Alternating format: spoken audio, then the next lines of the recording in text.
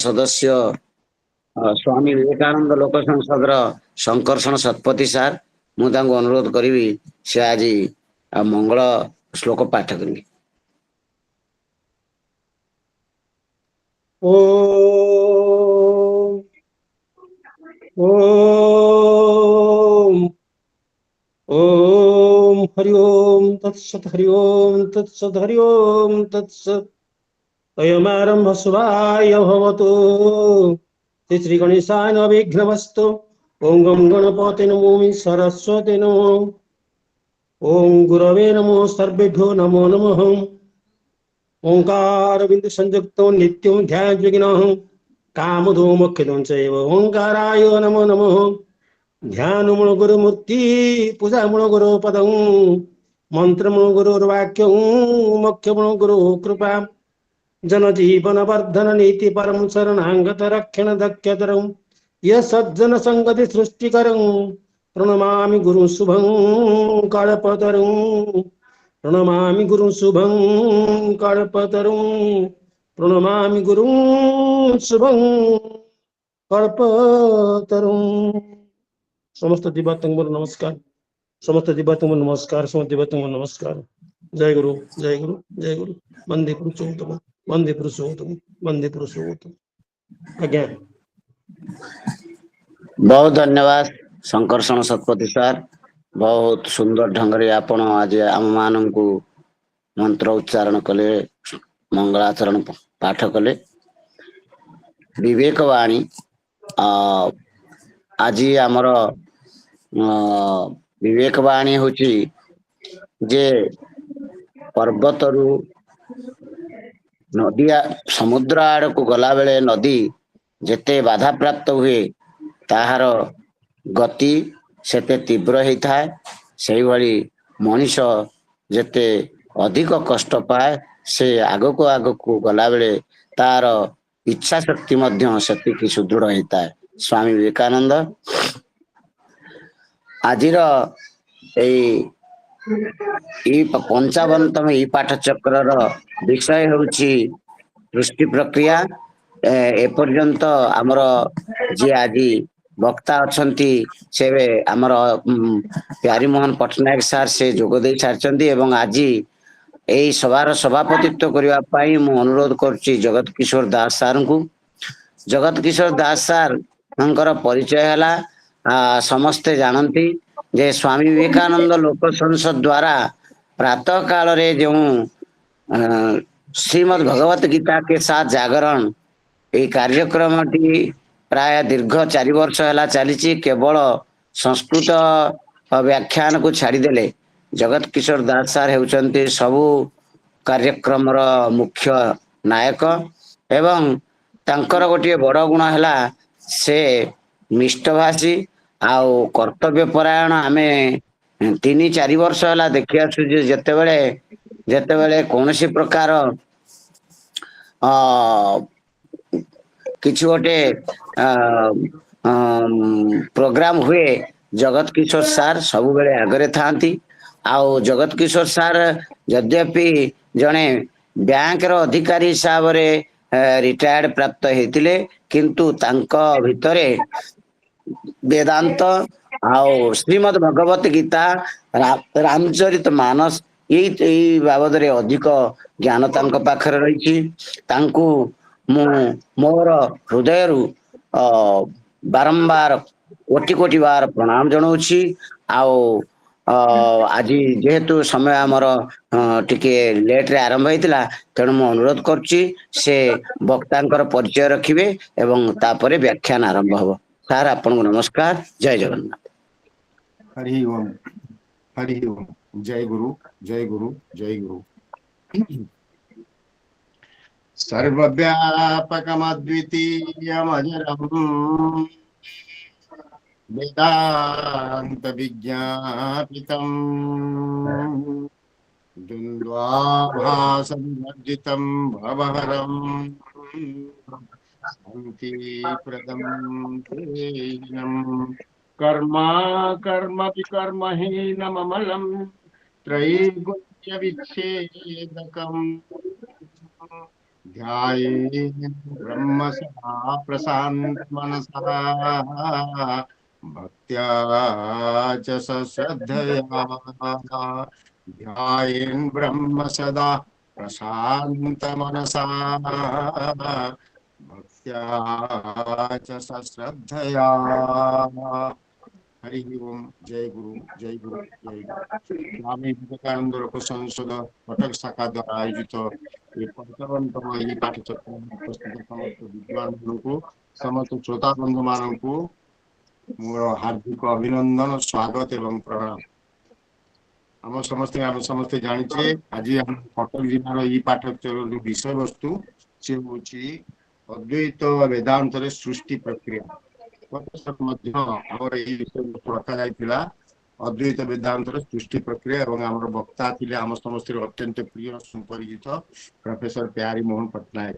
ଆଜି ଆମର କୌଣସି କାରଣରୁ ଟିକେ ସାମାନ୍ୟ ବିଳମ୍ବ ହେଲା, ସେଥିପାଇଁ ମୁଁ ସମସ୍ତଙ୍କ ପାଖରେ କ୍ଷମା ପ୍ରାର୍ଥୀ। ତ ଆମର ବର୍ତ୍ତମାନ ଏଇଟା ବର୍ଷା ଋତୁ, ତାପରେ କୋଉଠି ସବୁ ଜାଗାରେ ୱାଇଫାଇ ରହୁନାହିଁ, କନେକ୍ସନ ଇଣ୍ଟରନେଟ କନେକ୍ସନ ଟିକେ ବିଳମ୍ବ ହଉଛି, ତେଣୁ ଆଜି ଆମେ ଟିକେ ବିଳମ୍ବରେ ଆରମ୍ଭ କଲେ। ସାର୍ ଆଜି ସାର୍ ଟିକେ ଶଙ୍କରଚରଣ ସାର୍ ଆପଣ ଟିକେ ମ୍ୟୁଟ କରିନିଅନ୍ତୁ ସାର୍, ଆପଣଙ୍କ ଆୱାଜ ଆସୁଛି। ଶଙ୍କରଚରଣ ସାର୍। ତ ଆମର ଯେ ବକ୍ତା ଆମ ସମସ୍ତଙ୍କ ଅତ୍ୟନ୍ତ ପ୍ରିୟ ପ୍ୟାରୀ ସାର୍ ଉପସ୍ଥିତ ହେଇସାରିଲେଣି। ଯଦିଓ ପ୍ୟାରୀ ସାର୍ ହଉଛନ୍ତି ପୁରୀ ନିବାସୀ, ତଥାପି ଆମର କଟକ ଜିଲ୍ଲା ପ୍ରତି ତାଙ୍କର ଅତ୍ୟନ୍ତ ସହୃଦୟତା ଏବଂ ତାଙ୍କର ସଫ୍ଟ କର୍ଣ୍ଣର ରହିଛି। ଏଣୁ ଯେତେବେଳେ ଆମେ ତାଙ୍କୁ ଅନୁରୋଧ କରୁଛେ ଖାସ କରି ବେଦାନ୍ତ ବିଷୟରେ ବ୍ୟାଖ୍ୟାନ ରଖିବା ପାଇଁ, ସାର୍ ଦୟାକରି ଆମ ପ୍ରତି ସହୃଦୟତା ସହିତ ରାଜି ହେଇଯାଇଛନ୍ତି ଏବଂ ଆଜି ମଧ୍ୟ ସିଏ ଆମକୁ ଏଇ ବିଷୟରେ କହିବେ। ବିଷୟବସ୍ତୁ ହେଲା ଅଦ୍ୱୈତ ବେଦାନ୍ତର ସୃଷ୍ଟି ପ୍ରକ୍ରିୟା। ଗଲା ଥରକ ଏଇ ଆମେ ଆଲୋଚନା କରିଥିଲେ ସୃଷ୍ଟି ପ୍ରକ୍ରିୟା କେମିତି ଆରମ୍ଭ ହେଲା। ମୋର ମନେ ଅଛି ସାର୍ କହୁଥିଲେ ଯେତେବେଳେ ସୃଷ୍ଟି ଆରମ୍ଭ ହେଲା ସେତେବେଳେ ପ୍ରଜାପତି ନିଜେ ଗୋଟେ ହଉଛି ତ୍ୟାଗ ଏବଂ ଆଉ ଗୋଟେ ହଉଛି ଭୋଗ। ତ୍ୟାଗ ଦ୍ଵାରା ଏ ସୃଷ୍ଟି ଆରମ୍ଭ ହେଲା। ସହଯଜ୍ଞା ପ୍ରଜା ସୃଷ୍ଟ ପୂର୍ବାଚ ପ୍ରଜାପତି ଅନେନ ପ୍ରସବିଷ୍ୟେଦଂ ବିଶ୍ୱ ଏ ସମସ୍ତିଷ୍ଟ କାମଧୁ। ଏଣୁ ବେଦାନ୍ତ ମତରେ କେମିତି ସୃଷ୍ଟି ପ୍ରକ୍ରିୟା ଆରମ୍ଭ ହେଲା, ଆମେ ଜଣେ ଅତ୍ୟନ୍ତ ବେଦାନ୍ତର ବକ୍ତା ବ୍ୟକ୍ତିତ୍ୱ ପ୍ରଫେସର ପ୍ୟାରୀ ସାର୍ ଠାରୁ ଶୁଣିବା। ମୁଁ ବେଶୀ ସମୟ ନୁହେଁ, ବର୍ତ୍ତମାନ 7:16 ହେଲାଣି, 7:51 ପର୍ଯ୍ୟନ୍ତ ସାର୍ କହିବେ। ସାର୍ଙ୍କ ଏଣୁ ବର୍ତ୍ତମାନ ସାର୍ଙ୍କୁ ପ୍ୟାରୀ ସାର୍ଙ୍କୁ ଅନୁରୋଧ କରୁଛି ସେ ବର୍ତ୍ତମାନ ତାଙ୍କର ବକ୍ତବ୍ୟ ଆରମ୍ଭ କରନ୍ତୁ। ହରିଓମ ତତ୍ସତ। ସାର୍ ଆପଣଙ୍କୁ ସ୍ୱାଗତ, ନମସ୍କାର। ବର୍ତ୍ତମାନ ବିଷୟ ଆରମ୍ଭ କରୁଛି।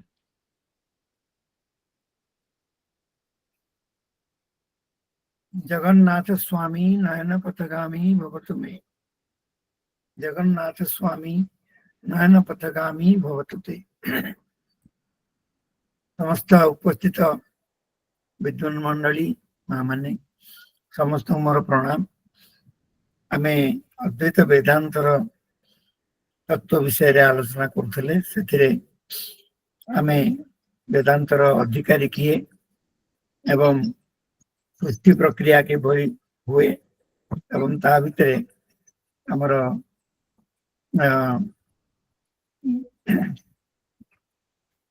गोटे सेकेंड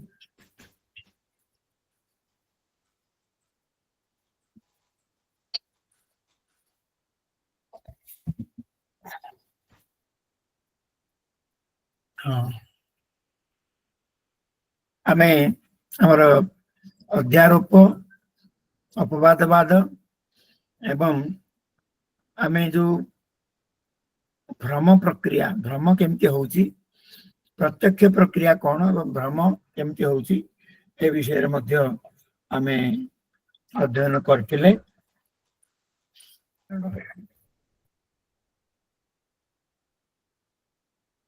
जने फोन करछन्ती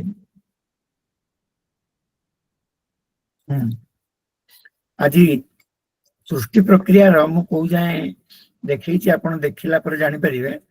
आगु को आमे जिबा। बर्तमान मु समय न नै बर्तमान आपन को हमर विचार प्रति करछि। बर्तमान आपनकर स्क्रीन शेयर हैला कि अपन स्क्रीन देखि हाँ पारछन्ती? सर, हाँ सर, हाँ सर। हाँ देखी पारुछु। बर्तमान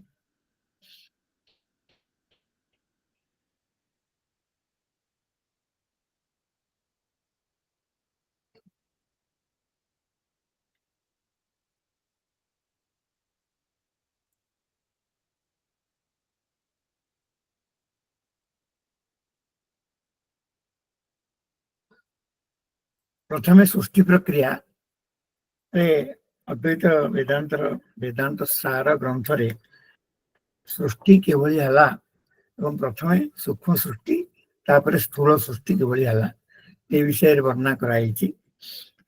आपण सूक्ष्म सृष्टि प्रक्रिया रे से माने कहउचंती जे निर्गुण निष्क्रिय निरंजन जो ब्रह्म से ब्रह्म जिते बेले निजर माया शक्ति सहित उपहित ही युक्त ही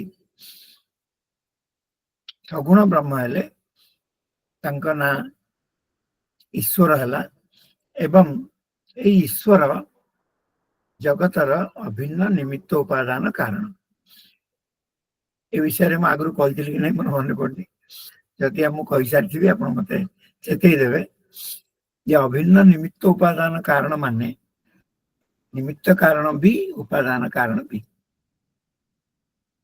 साधारणतः आम जगत रे देखुचे जे कौन जिनिस सृष्टि होची गोटे जदि कुंभकार उदाहरण नेबा सेथिरे जदि कौन सी माटी पात्र निर्माण करने को जाऊँगी तार उपादान कारण होची माटी किंतु केवल माटी पिंडुलार तो घट होइजबनी कि शराब होइजबनी कि उदंचन होइजबनी कि सरा ग्लास सोरे होइजबनी ताकू जते बड़े प्रक्रिया दे गति करिया पड़ियो सेथिरे जे सहयोग कले माटी पिंडुलाटी घटरे परिणत हबो ताकू निमित्त कारण कहा जाए जेमिति घट जे करे ताकू कुलाल बा कुंभकार कहा जाए ओडिया रे कुंभार कहा जाए ये कुंभार गोटे चक ऊपर माटी पिंडुला रखे चक को जोर रे बुलाए गोटे बाड़ी खंडे दंडरे आते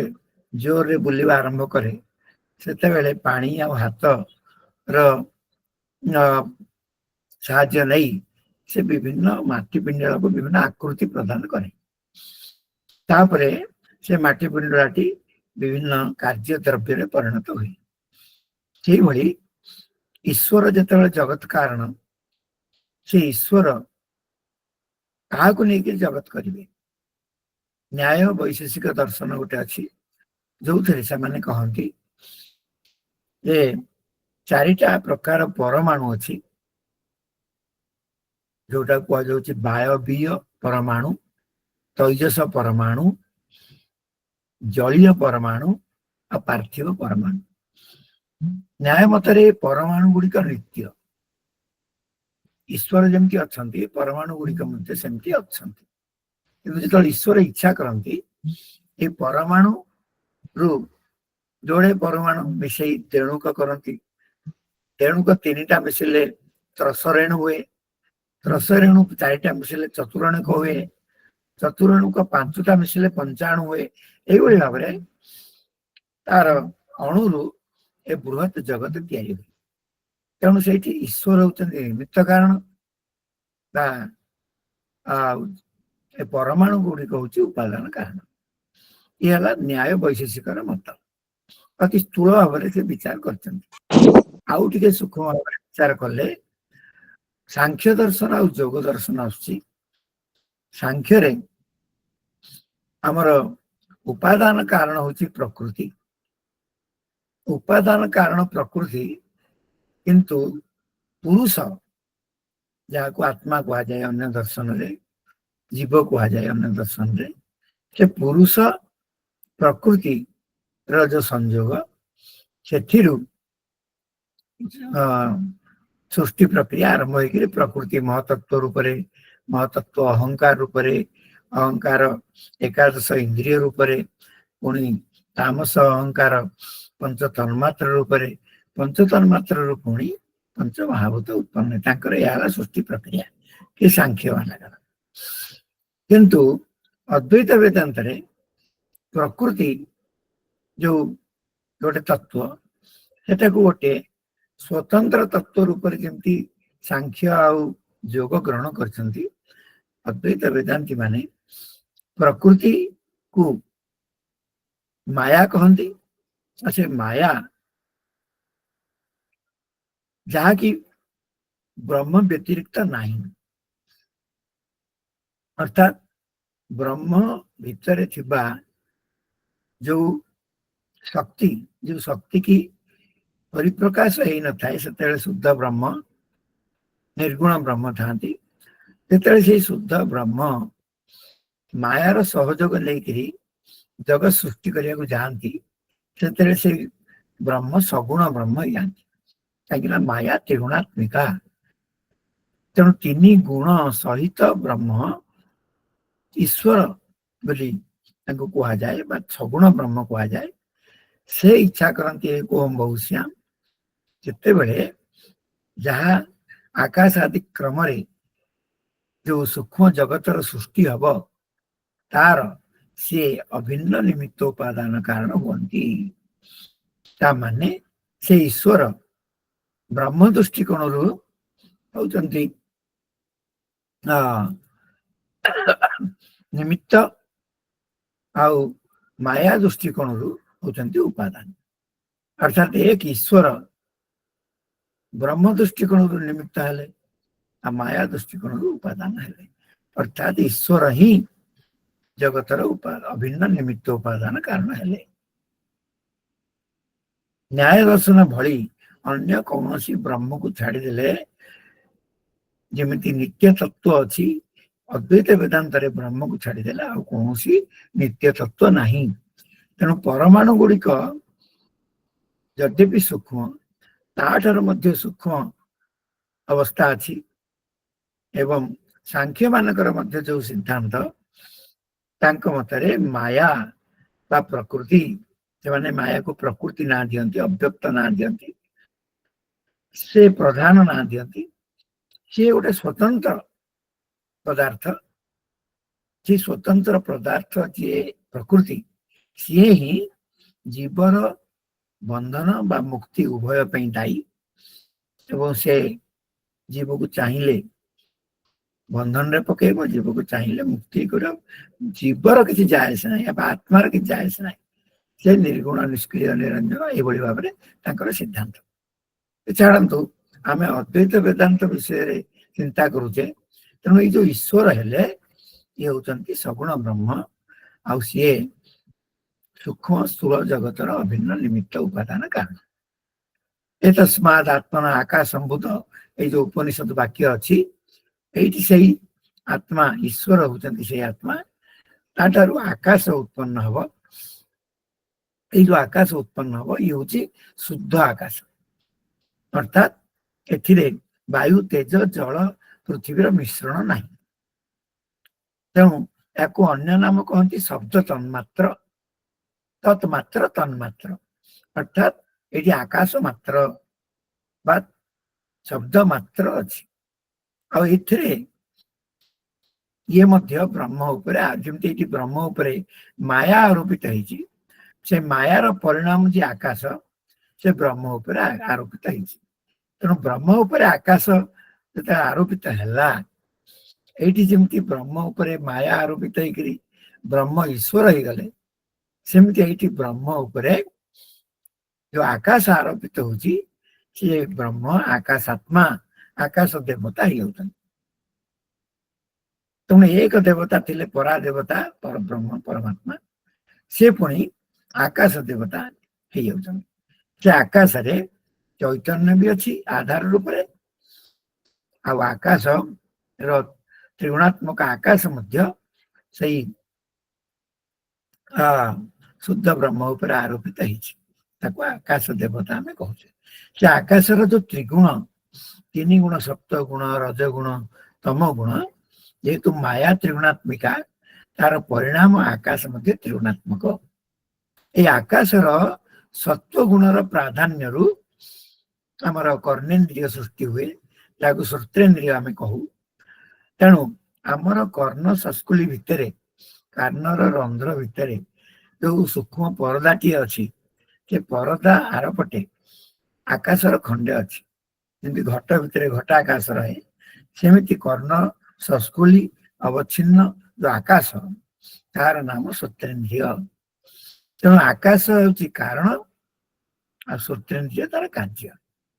ଏଇ ଶ୍ରୋତ୍ରେନ୍ଦ୍ରିୟର ଉତ୍ପତ୍ତି ସତ୍ୱ ଗୁଣ ପ୍ରାଧାନ୍ୟରୁ ହେଇଥାଏ ବୋଲି ଏ ସତ୍ୱମ୍ सत्वा संजायते ज्ञानम आमर सूत्र द्वारा शब्द ज्ञान आमर होता है किंतु शब्द कोटी हुए ना शब्द से आकाश ही उत्पन्न हुए ना शब्द दी प्रकार गोटे ध्वन्यात्मक आ गोटे वर्णात्मक वर्णात्मक शब्द मनुष्य प्रवृत्ति निज मुख द्वारा कंठ द्वारा उच्चारण करती अ आ इ उ क ख ग घ प्रवृत्ति एगुड़ाक वर्णात्मक शब्द ढोल काहाली बंशी बाई शब्द विभिन्न पक्षी माने राभ करती से गुड़िक ध्वन्यात्मक शब्द ये उभय शब्द ये आकाश रे उत्पन्न होती केमिति उत्पन्न होती आम मनुष्य दृष्टिकोण देखिले जीव दृष्टिकोण देखिले आकाशर रज अंश रु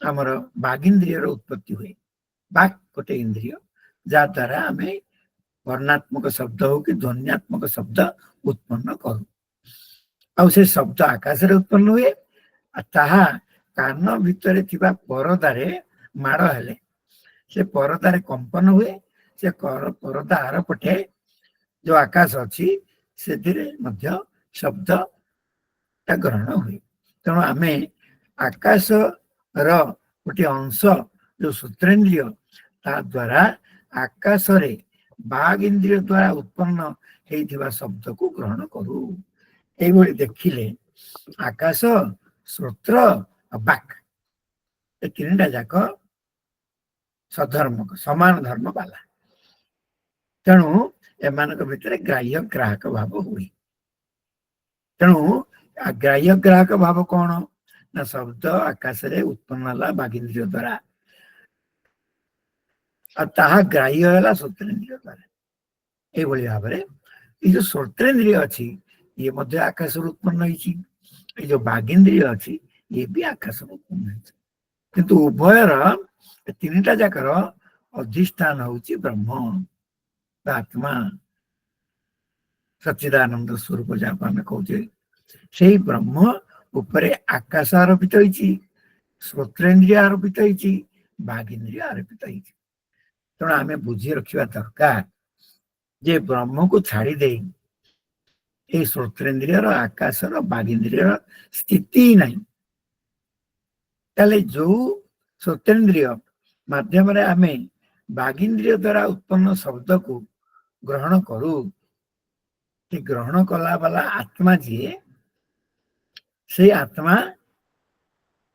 ताकू ग्रहण करे तेणु ताकू प्रमाता कहा जाए प्रमाता माने जे प्रमेय को जाने ये प्रमेय कौन कौन श्रोतेन्द्रिय भी प्रमेय हो पारे बागिंद्रिय भी प्रमेय हो पारे आकाश भी प्रमेय हो पारे किंतु प्रमाता होची आत्मा से आत्मा दी प्रकार गोटे जीवात्मा गोटे परमात्मा ये जो जीवात्मा ये मध्य शरीरावच्छिन्न जो चैतन्य शरीरावच्छिन्न चैतन्य को ये आत्मा कहुची जीवात्मा कहुची तेणु ये जो आकाश रु पुणी तम गुणर प्राधान्य रु वायु तन्मात्र बा स्पर्श तन्मात्र उत्पन्न हुए आ से वायु पुणी सत्वंश रु आमर त्वगिंद्रिय उत्पन्न हुए आम शरीर पाद ठारू तोल जाए सबुठी जो चर्मर गोटे ढांकुणी अच्छी से चर्म इंद्रियटा को त्वगिंद्रिय कह जाए ता गोटे ज्ञानेन्द्रिय ता मध्य वायुर सत्वंश प्राधान्य उत्पन्न हुए वायुर रजंश प्राधान्य आम पानी इंद्रिय उत्पन्न हुए पानी द्वारा आम हाथ द्वारा व्यवहार करी संसार भीतर नाना प्रकार जिनिस ग्रहण कर संग्रह कर बुझा आकाशर परिणाम होची वायु वायुर परिणाम होची त्वगिंद्रिय वायुर परिणाम होची पानी इंद्रिय तेणु त्वगिंद्रिय वायु और पानी या मध्य से आत्मा उपर ही आरोपित कहना एमाने आरोपवाद स्वीकार करते अध्यारोपवाद स्वीकार करते तेणु आपण जो त्वग भितर खोजे से ब्रह्म को पाइबे वायु भितर खोजे से ब्रह्म को पाइबे पानी भितर भी खोजे से ब्रह्म को पाइबे पुणी वायुर तम गुण प्राधान्य अग्नि बा तेज इंद्रिय उत्पन्न हुए, तेज तन्मात्र उत्पन्न हुए, तार पुणी सत्वंश प्राधान्य चक्षु इंद्रिय उत्पन्न हुए एवं रजंश प्राधान्य पाद उत्पन्न हुए। तेणु आम शरीर भितर चक्षु इंद्रियटी से तैजस पदार्थ आ पादटा मध्य गोटे तैजस पदार्थ आ से अग्नि वायुर परिणाम, अग्निर परिणाम चक्षु, अग्निर परिणाम पाद। अवश्य पाद कहले जो पाद आम देखु, पानी कहले जो हाथ देखु, से गुड़िक ये कहुनि, तार सूक्ष्म इंद्रिय को कहुई। पाद इंद्रिय रहिले स्थूल पाद चले, पानी इंद्रिय रहिले स्थूल हाथ काम करे, बाघ इंद्रिय रहिले जीवा कंठ प्रवृत्ति कथा कहवा सक्षम हमें। जार से बाघ इंद्रिय काम करूनी से जड़ा हो जाए, से कथा कही पारे। से भाई जार श्रोतेन्द्रिय काम करनी से काला, जार त्वगिंद्रिय काम करनी कुष्ठिता, जार पानी इंद्रिय काम करनी तार है पारालिसिस रोग होगा आम कौन। पाद इंद्रिय काम करनी कि चक्षु इंद्रिय काम करनी ताले सी अंध कणा बा लंगड़ा बोली आम कह। पुणी अग्नि तमंस प्राधान्य जलर सृष्टि हुई। ये जल तत्व मध्य शुद्ध जल तत्व ए अन्य कौन सी भूतर सम्मिश्रण नहीं। या आम रस तन्मात्रा कहीपर। रस तन्मात्रा बा अन्य नाम है सूक्ष्म जल, तार सात्विक अंश उत्पन्न हो जाए जिह्वा इंद्रिय। तेणु आमर जिह्वा आर्द्र रहिले रस ग्रहण करने समर्थ हुए। आम तंटी जी सुखी जाऊँगी, जिह्वा जा सुखी जाऊँगी, कथा कहीपर आम।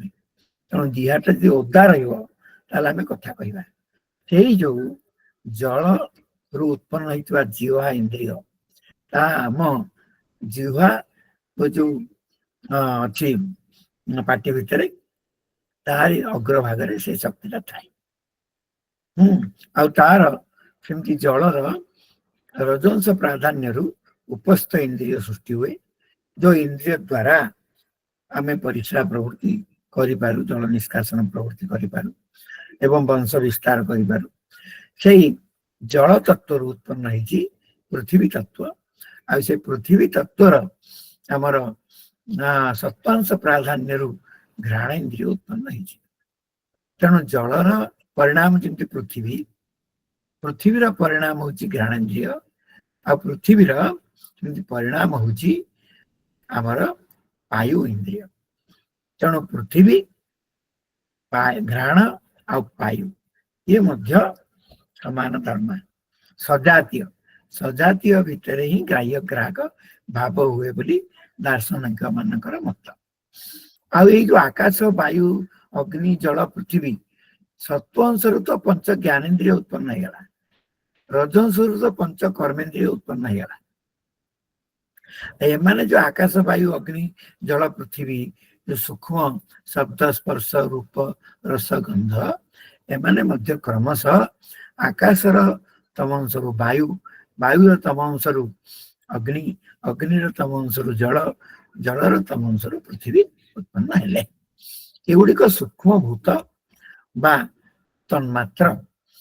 तेणु पंच ज्ञानेन्द्रिय हाँ एवं आकाशर सत्वांश को नहीं, आउ वायुर सत्वांश को नहीं, अग्निर सत्वांश को नहीं, जलर सत्वांश को नहीं, पृथ्वीर सत्वांश को नहीं 1 2 3 4 5 सत्वांशर जो समष्टि व्यष्टि गोटे गोटे कर गोटे गोटे उत्पन्न होता।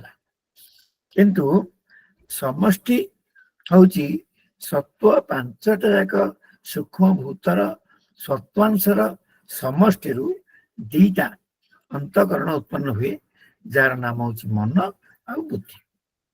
ताले मन बुद्धि सांख्य दर्शन में बुद्धि है महतत्व, महतत्व अहंकार उत्पन्न हुए, अहंकार मन उत्पन्न हुए।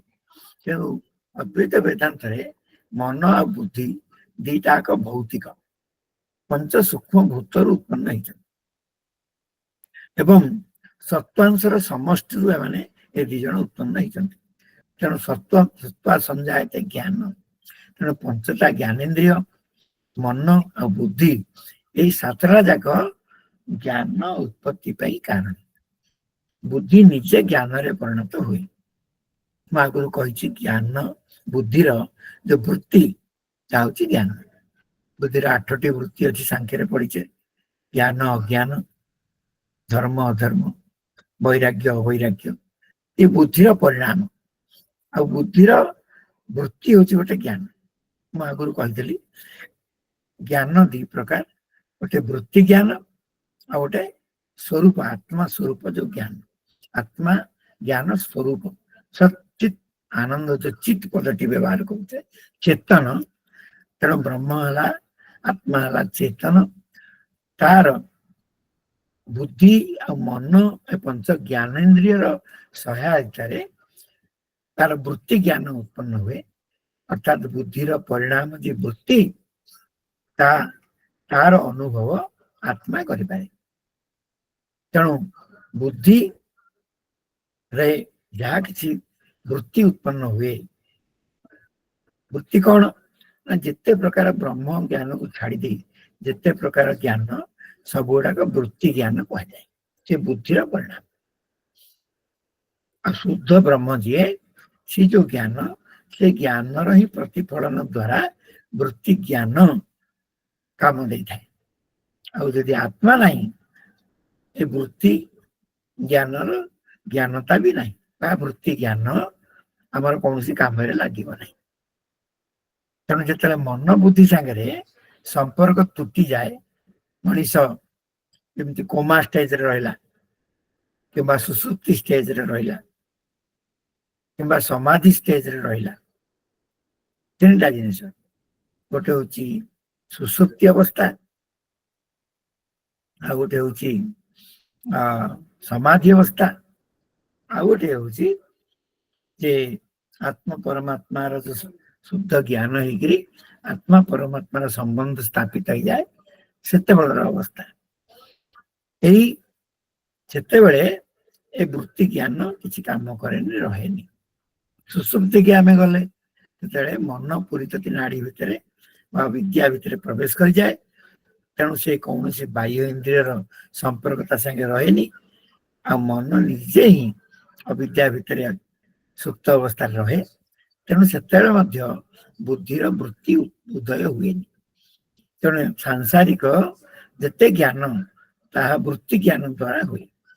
ଆଉ ଆତ୍ମଜ୍ଞାନ ତ ଆତ୍ମଜ୍ଞାନ, ତା ପାଇଁ ସାଂସାରିକ ଜ୍ଞାନର ଆବଶ୍ୟକତା ନାହିଁ। ତାହେଲେ ଏ ଯୋଉ ମନ ବୁଦ୍ଧି, ଏଇ ଯୋଉ ଦୁଇଟି, ଏଇ ଦୁଇଟି ଦ୍ୱାରା ସମ୍ପୂର୍ଣ୍ଣ ବୃତ୍ତି ଜ୍ଞାନ ଏଇ ପଞ୍ଚ ଜ୍ଞାନେନ୍ଦ୍ରିୟ ସହାୟତାରେ ବିଷୟର ସମ୍ପର୍କରେ ହେଇଥାଏ। ବର୍ତ୍ତମାନ ଦେଖିବା ଯେ ଆକାଶ, ବାୟୁ, ଅଗ୍ନି, ଜଳ, ପୃଥିବୀ, ଏଇ ଯୋଉ ଶୁଦ୍ଧ ଯୋଉ ପଞ୍ଚ ତନ୍ମାତ୍ରା, ଆର ରଜଂଶର ସମଷ୍ଟିରୁ, ଏଇ ଯୋଉ ସମଷ୍ଟି, ଏଥିରୁ ପଞ୍ଚ ପ୍ରାଣ ଉତ୍ପନ୍ନ ହୁଏ। ମାନେ ପ୍ରାଣ, ଅପାନ, ଉଦାନ, ଅବ୍ୟାନ ଆଉ ସମାନ।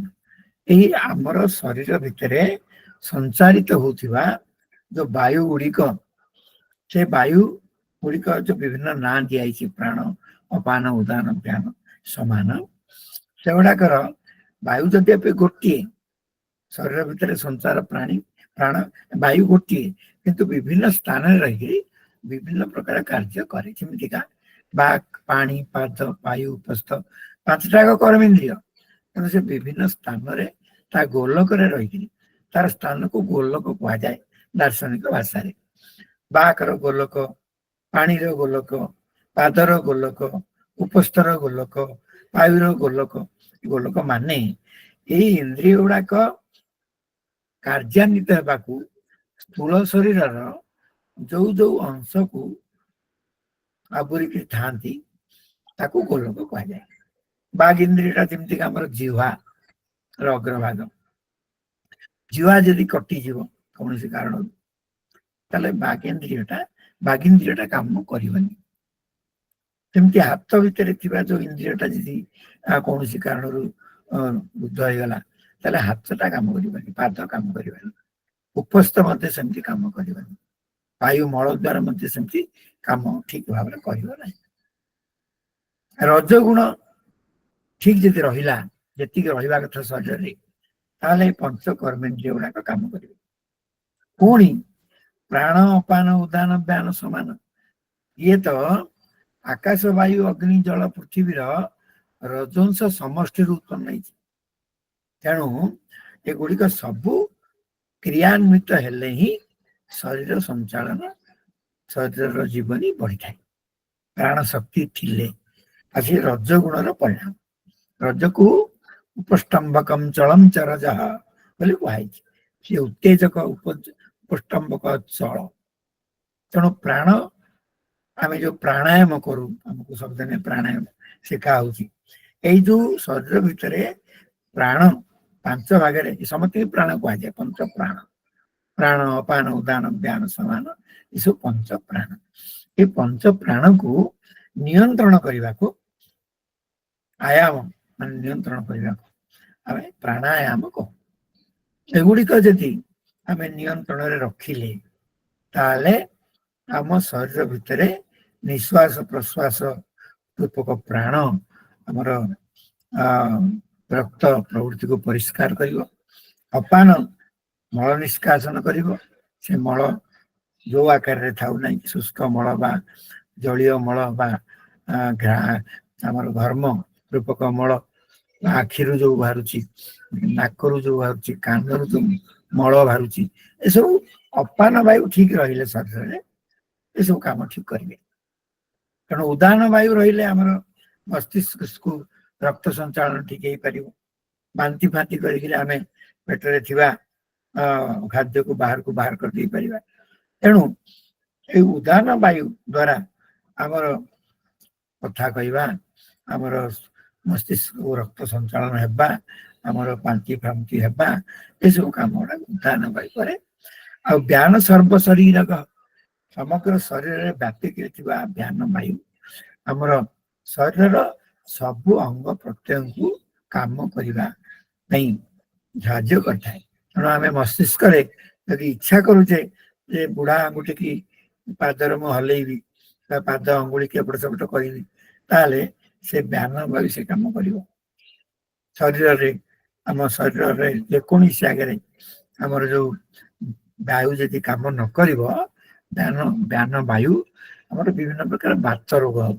ଆମେ ଯୋଉଟାକୁ କହେ ଆଣ୍ଠୁ ବାତ, ଗଣ୍ଠି ବାତ ଇତ୍ୟାଦି ଇତ୍ୟାଦି ବାତ ରୋଗ ହେଇଗଲା ବୋଲି ତାକୁ କୁହାଏ। ଆଉ ସମାନ ବାୟୁ ଯଦି କାମ ନ କରିବ, ଆମେ ଯାହା ଖାଉଛେ, 4 ପ୍ରକାର ଯୋଉ ଖାଦ୍ୟ ଦ୍ରବ୍ୟ, ଶସ୍ୟ, ଲେହ୍ୟ ପ୍ରଭୃତି, ପେୟ ପ୍ରଭୃତି, ସେଗୁଡିକ ରସରେ ପରିଣତ ହବନି କି ରକ୍ତରେ ପରିଣତ ହବନି। ତେଣୁ ସମାନ ନାଭି ମଣ୍ଡଳେ, ସମାନ ବାୟୁ ନାଭି ମଣ୍ଡଳରେ ରହେ, ଆମର ଅନ୍ତର୍ଗୁଜୁରାରେ ରହେ। ଆମେ ଯାହାକୁ ବୃହଦନ୍ତ୍ର କ୍ଷୁଦ୍ରାନ୍ତ କହୁ, ତା ଭିତରେ ସମାନ ବାୟୁ ଠିକ କାମ କଲେ ଆମେ ଯାହା ଖାଦ୍ୟ ଖାଉ ତାକୁ ନିଚୋଡ଼ ତାର ରସ ବାହାର କରିକି ସେ ବାୟୁ ରକ୍ତରେ ମିଶେଇଥାଏ। ତାହେଲେ ଏଇଥିରୁ ବୁଝିଯିବା, ଆମକୁ ଏଇ ଯୋଉ ଶରୀରଟା ମିଳିଛି, ଏ ଶରୀର ଭିତରେ, ସ୍ଥୂଳ ଶରୀର ଭିତରେ ଏଇ 17 ଅବୟବାତ୍ମକ ସୂକ୍ଷ୍ମ ଶରୀର ଅଛି। ତାହେଲେ ଶ୍ରୋତ୍ର ତ୍ୱକ ଚକ୍ଷୁ ଜିହ୍ୱା ଘ୍ରାଣ ବାଗ ପାଣି ପାଦ ପାୟୁ ଉପସ୍ଥମ ପ୍ରାଣ ପାନ ଉଦାନ ବ୍ୟାନ ସମାନ ମନ ଆଉ ବୁଦ୍ଧି, ଏ 17ଟା ଅବୟବକୁ ନେଇକରି ଆମର ଗୋଟେ ସୂକ୍ଷ୍ମ ଶରୀର ବା ଲିଙ୍ଗ ଶରୀରର କଳ୍ପନା କରାଯାଇଛି। ଶରୀର କାହିଁ କଳ୍ପନା କରାହେଲା? ଯେମିତି ଅଙ୍ଗୀ ନ ରହିଲେ ଅଙ୍ଗ ରହିବନି, ସେମିତି ଏ 17ଟା ଅଙ୍ଗ ଯୋଉଥିରେ ରହୁଥିବ ତା ନାଁ ସୂକ୍ଷ୍ମ ଶରୀର। ଏ ସୂକ୍ଷ୍ମ ଶରୀର ହିଁ ଗମନଶୀଳ, ସଂସରଣଶୀଳ। ଆଉ ଏ କେବେଠୁ ସୃଷ୍ଟି ହେଇଛି କିଏ କହିପାରିବନି। ଆଉ ଯେତେବେଳେ ସୂକ୍ଷ୍ମ ଶରୀର ଲୀନ ହେଇଯିବ କୋଉଠି ନା ଅଜ୍ଞାନରେ, ଅବିଦ୍ୟାରେ, ଅନ୍ତତଃ ମାୟାରେ, ସେତେବେଳେ ଯାଇକିରି ଜୀବାତ୍ମାର ମୁକ୍ତି ହବ। ତାମାନେ ସ୍ଥୂଳ ଶରୀର ତ ଆମେ ଜନ୍ମ ହେଲା ବୋଲି କହୁଛେ, ସ୍ଥୂଳ ଶରୀର ସମ୍ପର୍କ ହେଲେ, ଆଉ ସ୍ଥୂଳ ଶରୀର जायते अस्ति वर्धते अपक्षीयते विपरिणामते अपेक्षीयते विनश्यति এইଭଳି ଷଡ଼ଭାବ ବିକାର ଯୁକ୍ତ ସ୍ଥୂଳ ଶରୀର ବିଭିନ୍ନ ଗୋଲକରେ ଏଇମାନେ 17ଟା ଅବୟବ ରହନ୍ତି ଆଉ 17ଟା ଅବୟବ ରହି ଆମ ସ୍ଥୂଳ ଶରୀରକୁ ଚଲେଇବା ପାଇଁ ସେମାନେ ସାହାଯ୍ୟ କରନ୍ତି। ଏ ସୂକ୍ଷ୍ମ ଶରୀର ନ ରହିଲେ ଜାଗ୍ରତ ଅବସ୍ଥାରେ ସ୍ଥୂଳ ଶରୀର କାମ କରିପାରିବ ନାହିଁ। ତେଣୁ ଏଇଥିରୁ ଆମେ ବୁଝିବା ଆମକୁ ଯୋଉ ଭଗବାନ ସୂକ୍ଷ୍ମ ଶରୀରଟା ଦେଇଛନ୍ତି ତାକୁ ମାୟାର ପରିଣାମ ଯୋଉ ଏଗୁଡିକ यार समष्टि की नहीं आमर गोटे सूक्ष्म शरीर अच्छी से सूक्ष्म शरीर स्थूल शरीर में प्रवेश कले आम जन्म लाभ कलु बोली कहू पुनर्जन्म है बोली कहू एवं आम कौ काल जमी बारंबार आम पुनर्जन्म है आम कहीपर ना जो पुनर्जन्म हूँ स्थूल शरीर आम ग्रहण करुचे से स्थूल शरीर पंच महाभूत सृष्टि କିନ୍ତୁ ଏତେବେଳେ ଯାଏ ପଞ୍ଚମହାଭୂତ ର ସୃଷ୍ଟି ପ୍ରକ୍ରିୟା ଏଇଠି କୁହାଯାଇ ନାହିଁ। କିନ୍ତୁ ଏଇ 17ଟା ଅବୟବକୁ ନେଇକରି ଆମର 3ଟା ଶରୀର ଯୋଉ 2ଟା ଶରୀର ଆଉ 4ଟା କୋଷ କେମିତି ହେଇଛି ତାକୁ ଆମେ ଦେଖିବା। ଏହା ପରବର୍ତ୍ତୀ ଚିତ୍ରରେ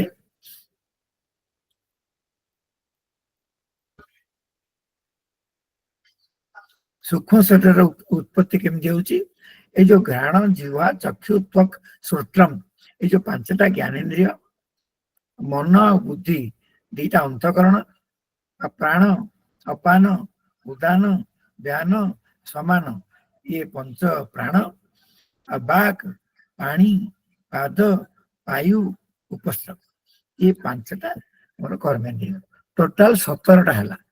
ये 17टा अवयव सूक्ष्म शरीर तैयारी हम जो सूक्ष्म शरीर तैयारी हो ता भीतर एक्चुअली 3टा कोष आ कारण शरीर गोटे कोष स्थूल शरीर गोटे कोष एमती 5टा कोष तेना पंचकोश मध्य से माया बा विद्यार परिणाम आ ब्रह्म उपरे माया जमी आरोपित रही समस्ते सेमती आत्मा ब्रह्म उपरे आरोपित रही तेणु सबूर गोटे गोटे देवता अच्छा घ्राणर देवता जीवार देवता चक्षुर देवता त्वकर देवता श्रोत्र देवता मनर देवता चंद्र आप जानते बुद्धिर देवता प्राणर देवता अपान उदान व्यान समान बाकर देवता पानी देवता पादर देवता उपस्तर देवता पायुर देवता उपस्तर देवता जानते प्रजापति पायुर देवता जम तेणु यही भाव में प्रत्येक इंद्रिय अधिष्ठान रूप जो ब्रह्म रही गोटे गोटे ना से ना नामित देवता तेणु आम शरीर जो अंगन्यास करन्यास सब करू से देवता मान को मन पकाऊ देवम भूत्वा देवम जजेत हिसाब से पूजा पाठ जो आम बसु से अंगन्यास करन्यास हृदयादि न्यास न्यास मान कौन से नहीं स्थापन करवा एक्चुअली से अच्छा आम मन पकेवा आम शुद्ध भाव में बुझानी जे हाथटा आमर अच्छी ना हाथटा गोटे जड़ पदार्थ ता भीतर देवता न रही हाथ चलनी सेमती 17टा जाक अवयव गोटे गोटे देवता अच्छा से देवता न रही गुड़ाक कम करें तेणु आप देखु यही जो प्राण अपान उदान व्यान समान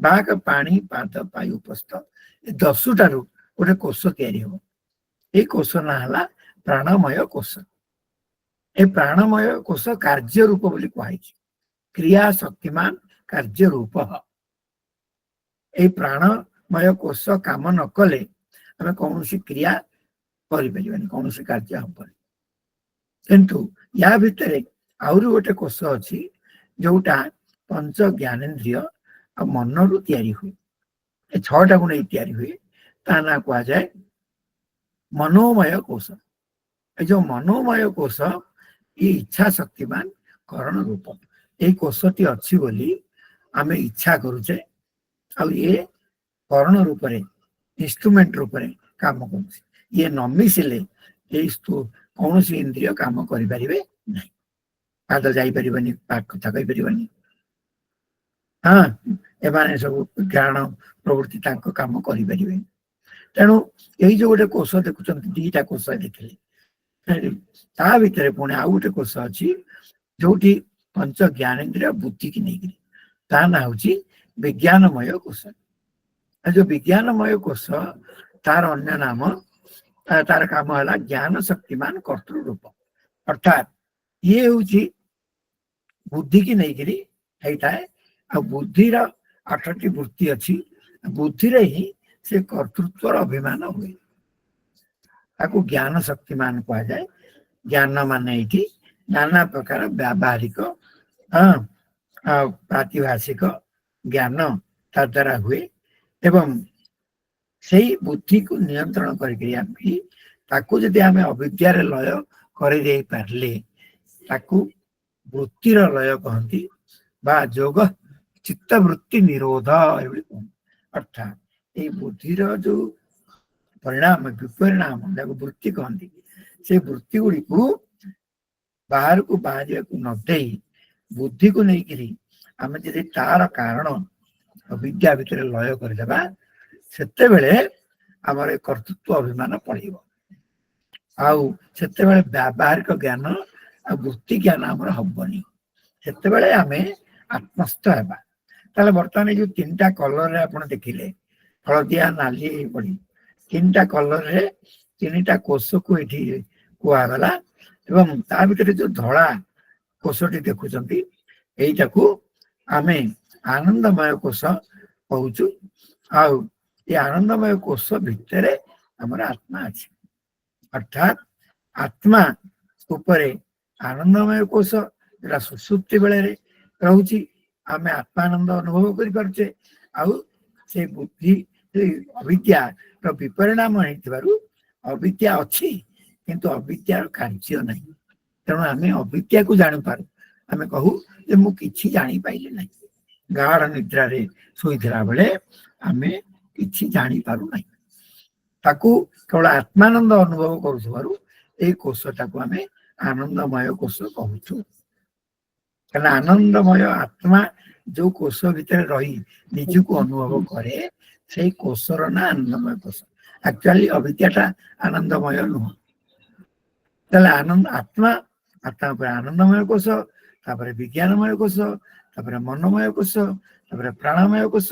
4 कोष हेगा ता ऊपर होची स्थूल शरीर ताको अन्नमय कोष कह जाउची हमर जो स्थूल शरीरटा से सूक्ष्म स्थूल शरीर ताको अन्नमय कोष कहीं कहउची आमे नाना प्रकार खाद्य पदार्थ खाइले ये छोट अवस्था बढ़ी बढ़ी करी बुढ़ा अवस्था जाए जाउची एटा होची एई 4 कोषर गोटे आवरण तेणु स्थूल शरीरटा गोटे कोष एटा अन्नमय कोष अन्नर विकार होता अन्न ब्रह्म कहुई प्राण ब्रह्म कहुई मन को ब्रह्म कहुई विज्ञान को ब्रह्म कहुई आनंद ब्रह्म पाखे पहुंचा पर्यंत जोग साधना करने आमको कहुई जो जोग साधना करते से स्थूल शरीर सूक्ष्म शरीर को भूलिकी से अविद्या को भूल निज स्वरूप को जीवा तेबेले आमे आनंदमय आत्मा को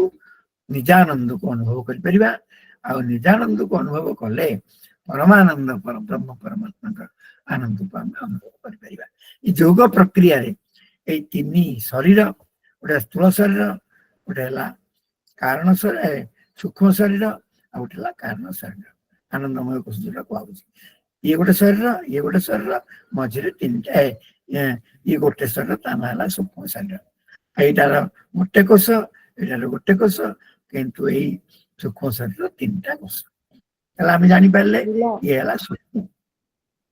सूक्ष्म सृष्टि प्रक्रिया ये सूक्ष्म सृष्टि है भगवान आम उपनिषद मानक वर्णना एम सब कह कौट रही कह ताले स्थूल शरीर तैयारी हम स्थूल शरीर जो तैयारी हम सेमती उपनिषद पढ़ीचे कौ बाटे कौ देवता प्रवेश कले कौ अंगटा सृष्टि है केमती कौन है ये सब उपनिषद वर्णना से उपनिषद यदि केवे आम ପଢିବାକୁ ସୁଯୋଗ ପାଇବା ତାହେଲେ ସେଇଥିରେ ଏଗୁଡାକର ବିସ୍ତୃତ ବର୍ଣ୍ଣନା ଆମେ ପାଇପାରିବା। ବର୍ତ୍ତମାନ ଆପଣ ଜାଣିଲେ ସୂକ୍ଷ୍ମ ସୃଷ୍ଟି ପ୍ରକ୍ରିୟା କଣ, ୟା ପରେ ପଞ୍ଚୀକରଣ ପ୍ରକ୍ରିୟା ହେଇକରି ସ୍ଥୂଳ ସୃଷ୍ଟି ପ୍ରକ୍ରିୟା ହବ, ଯାହା ଦେହରୁ ଆମର ସ୍ଥୂଳ ଶରୀର ଗୁଡାକ ଜାଗତିକ ସ୍ଥୂଳ ପଦାର୍ଥ ଗୁଡିକ ସୃଷ୍ଟି ହବ। ତା ଭିତରେ କୋଉଠି ଶରୀର ହବ, ଶରୀର ଭିତରେ ଆମେ ରହିବା, ସେ ଶରୀର ରହିବା ପାଇଁ ତା ପାଇଁ ଗୋଟେ ଆଶ୍ରୟ ଦରକାର, ତା ପାଇଁ ପୃଥିବୀ ପ୍ରଭୃତି ଲୋକ ସୃଷ୍ଟି ହବ, ଭୂଲୋକ ଭୂଲୋକ ଭୂର୍ଭୁବ ସ୍ୱ ମହ ଜନ ତପ ସତ୍ୟ ଏସବୁ ଉର୍ଦ୍ଧ୍ୱ ଲୋକ ତିଆରି ହବ। ଆଉ ଅତଳ ବିତଳ ସୁତଳ ତଳାତଳ ରସାତଳ ପାତାଳ ଏଭଳି ସପ୍ତ ଅଧୋଲୋକ ତିଆରି ହବ। ଏମିତି ଚତୁର୍ଦ୍ଦଶ ଭୁବନ ହବ, ଏମିତି ଚତୁର୍ଦଶ ଭୁବନ ନେଇକି ଗୋଟେ ବ୍ରହ୍ମାଣ୍ଡ, ସେମିତି ଅନନ୍ତ କୋଟି ବ୍ରହ୍ମାଣ୍ଡ ଏ ମହାକାଶରେ ଆମେ ଦେଖିବାକୁ ପାଉଛୁ। ଏଇଟା ଯେ ପରବ୍ରହ୍ମ ପରମାତ୍ମା ହଉଛନ୍ତି ପ୍ରକୃତିରେ ମହାକାଶ, ତାଙ୍କ ଭିତରେ ଅନନ୍ତ କୋଟି ବ୍ରହ୍ମାଣ୍ଡ ରହିଛି। ଆଉ ବ୍ରହ୍ମାଣ୍ଡର କେମିତି ସୃଷ୍ଟି ହବ ୟା ପରବର୍ତ୍ତୀ ଆଲୋଚନାରେ ଆମେ କରିବା। ଏଠି ସୂକ୍ଷ୍ମ ସୃଷ୍ଟି ପ୍ରକ୍ରିୟା ସଂକ୍ଷିପ୍ତ ଭାବରେ ବର୍ଣ୍ଣନା। ବର୍ତ୍ତମାନ ଆମେ ସାର୍ ସମୟ ହଁ ସାର୍ ସାର୍ ସାର୍ ରଖିବା, ତାପରେ ଆମେ ସ୍ଥୂଳ ସୃଷ୍ଟି ପ୍ରକ୍ରିୟା, ତା ଭିତରେ ବିଭିନ୍ନ ଅବସ୍ଥା, ତା ଭିତରେ ପୁଣି ଆମର କଣ ସବୁ ନା ହଉଛି, ଆଉ ସବୁ କେମିତି ବ୍ରହ୍ମ ତାକୁ ଆମେ ଜାଣିବା। ଧନ୍ୟବାଦ ସାର୍ ପ୍ରଣାମ ଏବେ ପ୍ରଣାମ ସାର୍। ସାର୍ ମୁଁ ଦୈତାରୀ କହୁଥିଲି ସାର୍, ଦେବଗଡ଼ରୁ ସାର୍। ଏଇଟାରେ କୁହ।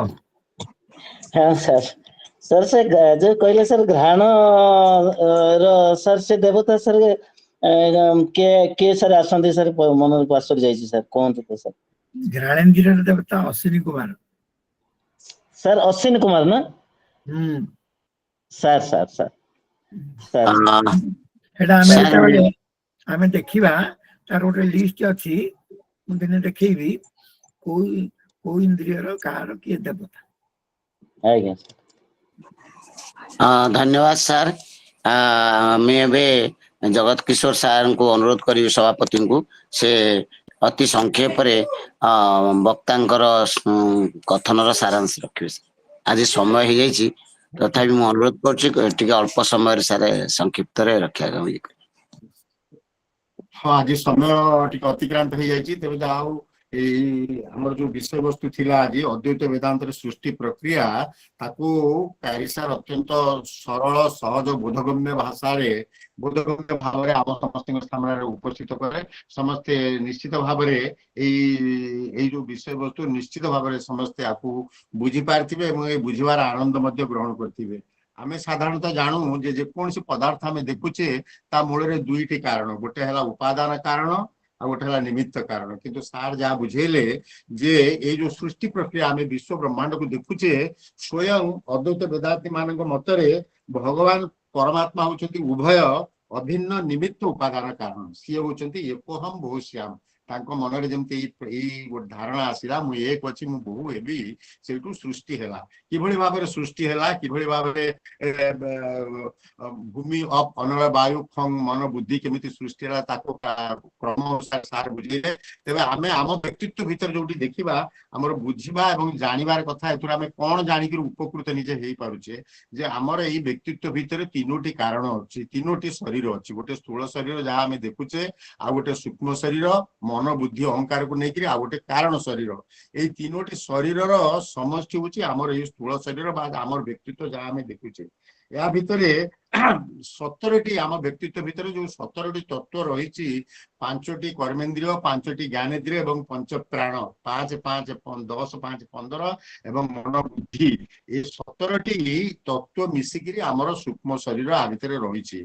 ଯାହା ଆପ ଦ୍ଵାରା ଆମକୁ ପ୍ରେଜେଣ୍ଟେସନ ଦେଇକିରି ସାର୍ ଅତ୍ୟନ୍ତ ସୁନ୍ଦର ଭାବରେ ବୁଝେଇଲେ। ଏବଂ ଆମର ଯୋଉ ବୁଦ୍ଧି, ଗୋଟେ ଜିନିଷ ହଉଛି ଆମର ବୁଦ୍ଧିର ଯୋଉ ବୃତ୍ତି, ଆମର ବୁଦ୍ଧିର ବୃତ୍ତି ହଉଛି କଣ? ଜ୍ଞାନ। ବୁଦ୍ଧିର କାମ ହେଲା ଜ୍ଞାନ ଆହରଣ କରିବା ବା ଜ୍ଞାନରେ ପ୍ରତିଷ୍ଠିତ ହବା। ଏଇଟା ଆମ ଭିତରେ ଯୋଉ ବୁଦ୍ଧି ଅଛି, ସେ ଯେତେବେଳେ ଜ୍ଞାନରେ ପ୍ରତିଷ୍ଠିତ ହେଇଯିବ, ସେତେବେଳେ ଯାଇକିରି ଆମେ ଆମର ଯୋଉ ବାସ୍ତବିକ ଆତ୍ମତତ୍ଵ ସିଆଡକୁ ଯିବା।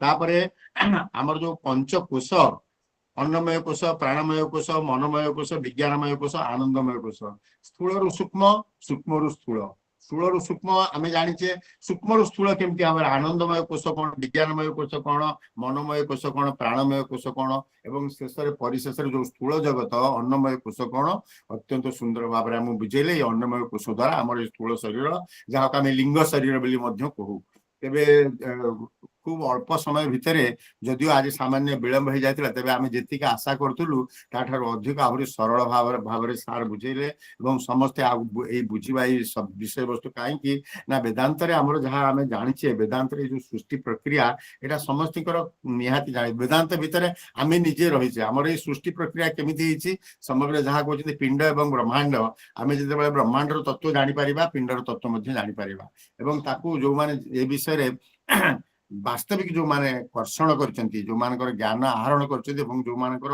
मन बुद्धि ज्ञान रे प्रतिष्ठित से माने आकु सरल भाव रे एवं सार प्यारी सार को कृतज्ञता जनाऊची कटक जिला तरफ कटक जिला आमर स्वामी विवेकानंद लोक संसद तरफ धन्यवाद दूची कठिन विषय को अत्यंत सरल भाव उपस्थापन कले समस्ते आकु बुझिक निश्चित अनुप्राणित होते एथि किसी संदेह ना मु वर्तमान जयश्री षडंगी आमर धन्यवाद प्रस्ताव उपस्थापना करें मु वर्तमान कैलाश चंद्र नंद पाखक फेरी जाऊँगी हरिओम तत्सत नमस्कार जयश्री मैडम आपण धन्यवाद अर्पण करूँ सब तो नहीं आज्ञा आज्ञा स्वामी गोटे गोटे मिनट खाली छाड़ दिंतु आ स्वामी विवेकानंद लोक संसद यही शुभ संध्यारे उपस्थित समस्त सदस्य को मोर प्रणाम और धन्यवाद अर्पण करुच्ची कविता पंक्ति धन्याम यही संसद धन्य करता गण विभिन्न व्याख्याने तत्पर तांको ज्ञान विज्ञान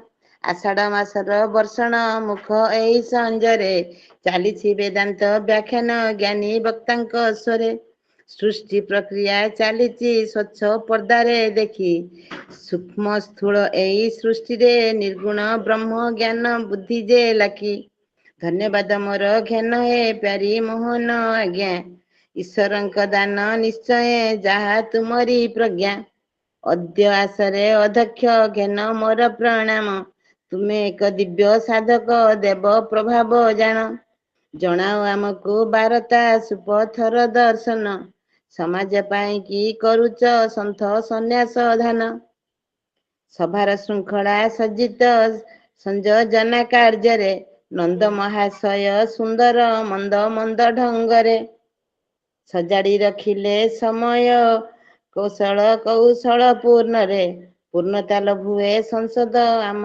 सभी ठारे धन्यवाद मुही देउची सब उपस्थित वक्ता श्रोता को धन्यवाद मुही देउची सबु श्रोता बंधु को प्रणाम आज्ञा तत्पर धन्यवाद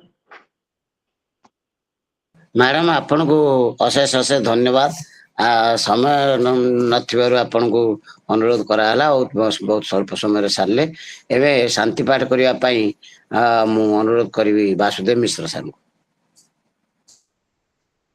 हरिओम ओम सर्वे भवन्तु सुखिनः सर्वे सन्तु निरामया सर्वे भद्राणि पश्यन्तु मा कश्चित् दुःखभाग् भवेत् ओम शांति शांति शांति ओम उपस्थित समस्त प्रणाम एवं धन्यवाद आपण को धन्यवाद सर यह सहित समस्त को आउ थे नमस्कार एवं धन्यवाद जनाऊँगी एवं सभापति को अनुरोध करुच्ची आज कार्यक्रम को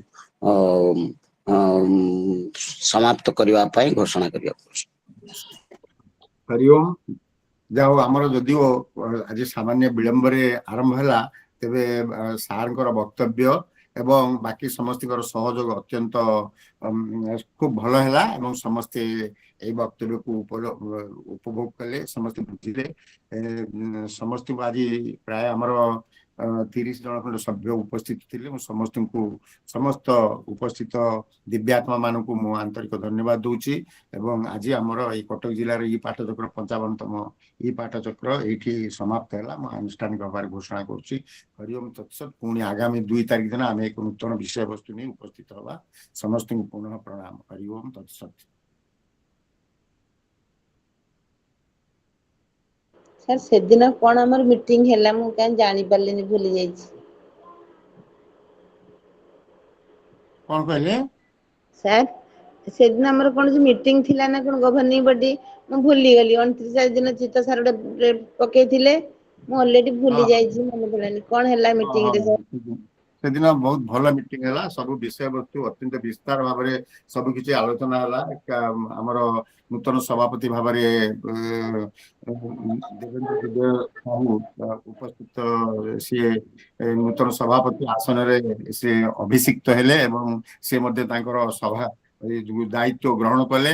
ଏବଂ କିଏ କିଏ ଆମର ସାର୍ ବାକି ସବୁ ଗୁଡେ ଟିକେ ଆପଣ ପ୍ରଳୟ ସାରଙ୍କ ଠାରୁ, ପ୍ରଳୟ ସାର ସେଦିନ ମଞ୍ଚ କିଏ? ସଞ୍ଚାଳନ କରୁଥିଲେ, ପ୍ରଳୟ ସାରଙ୍କୁ ପଚାରନ୍ତୁ, ସିଏ ଭୁଲିଗଲି ହଁ ଆଜ୍ଞା। ସାର୍ ପ୍ରଣାମ, ସାର୍ ସମସ୍ତଙ୍କୁ ପ୍ରଣାମ, ପେରି ସାର୍ ମଧ୍ୟ ପ୍ରଣାମ, ଶଙ୍କର୍ଷ ସାର୍ ପ୍ରଣାମ। ଜୟଶ୍ରୀ ମ୍ୟାଡାମ, ଏଟା କଲେଜ ନୁହଁ, ଏଠି ଗଭର୍ଣ୍ଣିଂ ବଡି ନୁହଁ, ଏଟା ଲୋକ ସଂସଦ। ଏଟା ଜିବି ମାନେ ଗଭର୍ଣ୍ଣିଂ ବଡି ନୁହଁ, ଜେନେରାଲ ବଡି। ସମସ୍ତ ସଦସ୍ୟ ସେଥିରେ ଥାନ୍ତି। ଆଉ ଆମର ଯୋଉ ସୋନପୁର ପ୍ରେସିଡେଣ୍ଟ, ଆପଣ ଶୁଣିଲେ ଖୁସି ହେବେ କି ନାହିଁ ମୁଁ ଜାଣିନି, କିନ୍ତୁ ମୋ ଅନ୍ତରାତ୍ମା କହୁଛି ଆପଣ ଖୁସି ହେବେ। ସୋନପୁର ଜିଲ୍ଲାର ଯୋଉ ପ୍ରେସିଡେଣ୍ଟ ଅଛନ୍ତି ଦେବେନ୍ଦ୍ର ବିଜୟ ସାର୍, ସିଏ ଆମର ସଭାପତି ହେଲେ। ହଁ ହଁ ହଁ। ଆପଣ କେତେ ଖୁସି ବ୍ୟକ୍ତ କରନ୍ତୁ ଏବେ। ହଁ କଲି ଶୁଣନ୍ତୁ, ମୁଁ ସେଦିନ ହଁ। ତା ସହିତ ଆଉ ଅନ୍ୟାନ୍ୟ ସାଂଗଠନିକ ମାନେ ଆଲୋଚନା ହେଲା ଏବଂ କେତେ ପଦବୀ ନୂଆ ସଦସ୍ୟ ରହିଲେ, ଆହୁରି କେତେ ଆଲୋଚନା ହେଲା। ଆପଣ ଯୋଗ ଦେବେନି ବୋଲି ଆମେ ମାନେ ଭାରି ଦୁଃଖିତ। ଆପଣ ହଁ କାହିଁକି ଯୋଗ ଅଛି। ଦେଲେନି? ଭୁଲିଗଲି ସେଇଦିନ କଣଟା ଥିଲା ଯେ, ଗୋଟେ କଣ ଫଙ୍କସନ ଥିଲା କି କଣ, ଭୁଲିଗଲି। ଆଉ ମୁଁ ସାରଙ୍କୁ ନିବେଦନ କରିବି, ଆମର ଏବେ ଜୁନ 1ରୁ ଅଗଷ୍ଟ ଆପଣଙ୍କର ଜୁଲାଇ 1ରୁ ଅଗଷ୍ଟ 15 ପର୍ଯ୍ୟନ୍ତ ଯୋଉ ସବୁଜାୟନ କାର୍ଯ୍ୟକ୍ରମ ତ ଆରମ୍ଭ ହେଇଗଲାଣି। କଟକ ଜିଲ୍ଲା ସେ ପାଇଁ କେତେ ଦୂର ପ୍ରସ୍ତୁତ ଅଛି, ଆଉ ସେ ବିଷୟରେ ଟିକେ ଆଲୋଚନା କଲେ ଭଲ ହୁଅନ୍ତା। ହଁ, କଟକ ଜିଲ୍ଲା ବିଷୟରେ ଦେବେନ୍ଦ୍ର ବିଜୟ ସାହୁ ସଭାପତି ହେଲେ, ସେଥିପାଇଁ ତ ସମସ୍ତେ ଆନନ୍ଦିତ ଅନେକ, ଏବଂ ଆପଣ ମଧ୍ୟ ଉପସଭାପତି ଆସନକୁ ସୁନ୍ଦର ଭାବରେ ଅଳଙ୍କୃତ କରୁଛନ୍ତି, ସେଥିପାଇଁ ସମସ୍ତେ ଆହ୍ଲାଦିତ, ଆହୁରି ଆନନ୍ଦିତ। ଆଉ ଆପଣ ଆମର ସବୁ ଜାଗାର କାର୍ଯ୍ୟକ୍ରମକୁ ସବୁଜିମା ଢଙ୍ଗରେ ଆମେ ନିଶ୍ଚିତ ଭାବରେ କରିବା। ଦେବେନ୍ଦ୍ର ସାର୍ ଉପସ୍ଥିତ ଅଛନ୍ତି, ଯାହା ହଉ ଆମର ରମାନାଥ ସାର୍ଙ୍କ ପରେ ପରେ ଆମେ ଦେଖନ୍ତୁ କେମିତି ଜଣେ ଆମ ବର୍ଷିଆନ ସଦସ୍ୟ ପାଇଛେ, ଯାହାଙ୍କର ଉପସ୍ଥିତି ସମସ୍ତଙ୍କୁ ଅନୁପ୍ରାଣିତ କରୁଛି, ସମସ୍ତଙ୍କୁ ଉତ୍ସାହ ପ୍ରଦାନ କରୁଛି। ପ୍ରଣାମ ସାର୍, ମୁଁ ଆଉ ଦେଖିନଥିଲି ସାର୍ ଆପଣ ଅଛନ୍ତି ବୋଲି। ପ୍ରଣାମ ସାର୍। ହଁ, ଆମେ ମୁଁ ନିଶ୍ଚିତ ଟିକେ ଭାବରେ ଆଶା ବ୍ୟସ୍ତ କରୁଛୁ ଯେ ହଁ। ଦେବେନ୍ଦ୍ର ସାର୍ଙ୍କ ସଭାପତି ସମସ୍ତଙ୍କୁ ପ୍ରଣାମ, ସମସ୍ତଙ୍କୁ ପ୍ରଣାମ। ହଁ, ତ ଆମେ ସବୁ ଜାଗାର କାର୍ଯ୍ୟକ୍ରମ ଆରମ୍ଭ କରିବା ବର୍ତ୍ତମାନ। ପ୍ରଣାମ ପ୍ରଣାମ ସାର୍, ଆପଣଙ୍କୁ ଅଶେଷ ଅଶେଷ ପ୍ରଣାମ। ଏବଂ ସମସ୍ତେ ଦେଖନ୍ତୁ, ଆପଣଙ୍କ ଏଇ ସ୍ଵାମୀ ବିବେକାନନ୍ଦ ଲୋକ ସଂସଦ, ଆପଣ ତ ସଭାପତି, ଆପଣଙ୍କ ପଛରେ ଅଛନ୍ତି ପ୍ରଣୟ କୁମାର ସିଏ ସିଏ ଆପଣଙ୍କ ପଛରେ ଦଣ୍ଡାୟମାନ, ଏବଂ ଆମେ ସମସ୍ତେ ରହିଛେ। ବହୁତ ସୁନ୍ଦର ଭାବରେ ଆମର ଅନୁଷ୍ଠାନ ଆଗକୁ ବଢିବ ଆପଣଙ୍କ ନେତୃତ୍ୱରେ। ଆଉ ବର୍ତ୍ତମାନ ଆମର ବାସ୍ତବିକ 1 ତାରିଖ ଠାରୁ ସେଥିପ୍ରତି ସାର୍ ଦେବେନ୍ଦ୍ର ବିଜୟ ସାର୍ ଟିକେ ଗୋଟେ ମିନିଟ, ସାର୍ ଦେବେନ୍ଦ୍ର ବିଜୟ ସାର୍ଙ୍କୁ ମୁଁ କହୁଛି, ସାର୍ ଜୟଶ୍ରୀ ମ୍ୟାଡାମ ମୋର ସାଙ୍ଗ, ଏବଂ ଗୋଟେ କଲେଜରେ ମଧ୍ୟ ଆମେ ଥିଲୁ। ଆଉ ପ୍ୟାରି ସାର୍ ମୋର ଗୁରୁ, ସାକ୍ଷାତ ଗୁରୁ। ଯାହା ହଉ, ଧନ୍ୟବାଦ ଧନ୍ୟବାଦ। ପ୍ୟାରୀ ସାର୍ ତ ସମସ୍ତଙ୍କର ଗୁରୁ। ହଁ ସାର୍, ହଁ ସାର୍। ସେ ତାଙ୍କର ବକ୍ତବ୍ୟ ସାକ୍ଷାତ ଗୁରୁ ଅତ୍ୟନ୍ତ ସାର୍। ମୋର ଉଚ୍ଚମାନର। ସୌଭାଗ୍ୟ ଏଇଭଳି ଜଣେ ଗୁରୁ ମୁଁ ପାଇଛି ବୋଲି। ଆଉ ସାର୍ଙ୍କଠୁ ବହୁତ କିଛି ଶିଖିଛି ମୁଁ। ସ୍କ୍ରିନରେ ଶିଖଉଛନ୍ତି। ବହୁତ କିଛି ଶିଖିଛି। ଜୀବନରେ ଯଦି କିଛି ଗତିପଥ ପରିବର୍ତ୍ତନ ହେଇଥାଏ, ତାହେଲେ ସାରଙ୍କ ପାଇଁ। ସେତିକି ନୁହେଁ, ସାର୍ ଜଣେ ଲୋକ ହିସାବରେ ବହୁତ ବଢିଆ, ବହୁତ ସୁନ୍ଦର ବ୍ୟକ୍ତିତ୍ବ ତାଙ୍କର। ମୁଁ ବି ସେଇଥିରେ ତାଙ୍କ ଦ୍ଵାରା ତାଙ୍କରି ପାଖାପାଖି। ଆଜ୍ଞା, ବହୁତ ବଢିଆ ଲୋକ ସାର୍। ହଉ ହଉ, ଠିକ ଅଛି। ସାର୍ଙ୍କ ଯୋଉ ଆମର ସ୍ୱାମୀ ବିବେକାନନ୍ଦ ଲୋକ ସଂସଦରେ ଯୋଉ ଗ୍ୟାଲାକ୍ସି ଅଫ ଷ୍ଟାର୍ସ, ଯୋଉମାନେ ଜାଜ୍ୱଲ୍ୟମାନ ବ୍ୟକ୍ତିତ୍ୱ, ନିଶ୍ଚିତ ଭାବରେ ପାରିସା ସେଥିରେ ସବୁଠାରୁ ଜାଜ୍ୱଲ୍ୟମାନ ବ୍ୟକ୍ତିତ୍ୱ, ଏଥିରେ କିଛି ସେ ସନ୍ଦେହ ନାହିଁ। ଦେବେନ୍ଦ୍ର ସାରଙ୍କୁ ଦେଖିଲୁ ଆଜି, ଯାହା ହଉ ଭାଗ୍ୟ। ସାର୍ ପ୍ରଣାମ, ଆଜ୍ଞା। ହଁ, ବର୍ତ୍ତମାନ ପ୍ରଣାମ ପ୍ରଣାମ। ନୂତନ ସଭାପତି ହିସାବରେ ଦେବେନ୍ଦ୍ର ସାର୍ଙ୍କର ଯୋଉ ନିର୍ଦ୍ଦେଶ ଏବଂ ତାଙ୍କର ଯୋଉ ଆମକୁ ଆଗକୁ